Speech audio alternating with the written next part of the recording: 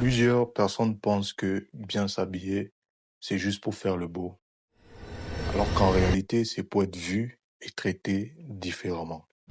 Bienvenue dans l'épisode 4 de notre série Comment devenir un homme de classe, durant laquelle tu apprendras comment passer d'un homme lambda au style banal à une véritable référence en matière de style et d'élégance.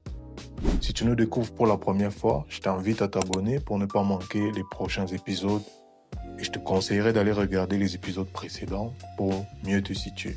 Ton style n'est pas juste une association de vêtements, c'est un véritable outil social. C'est ce qui va influencer la manière dont les autres te regardent, te traitent et même te respectent. Dans la vie de tous les jours, tout n'est que perception. Qui paraît plus crédible, qui semble plus compétent, qui mérite une opportunité et qui ne la mérite pas. Et le cerveau de tout le monde, toi et moi y compris, fait cet exercice à longueur de journée. Tu comprendras donc qu'un homme bien habillé n'est pas juste bien vu, il est positionné au-dessus des autres. Donc, si tu souhaites utiliser ton style comme un véritable outil de stratégie sociale, voici mes 3 petits conseils pour toi aujourd'hui. Premier conseil, habille-toi en fonction de l'image que tu souhaites projeter. Veux-tu être vu comme un leader, une personne charismatique, une personne relaxe, une personne sérieuse? C'est là la question que tu dois te poser.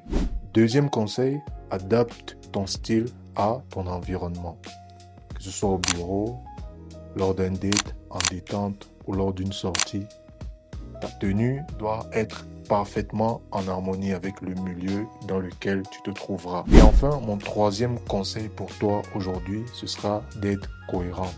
Ne sois pas élégant un jour et négligé le jour suivant. Tu dois être dans la continuité.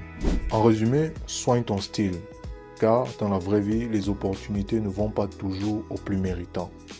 Car à compétence égale, les opportunités sont données ou saisies à ceux qui inspirent le plus confiance spontanément.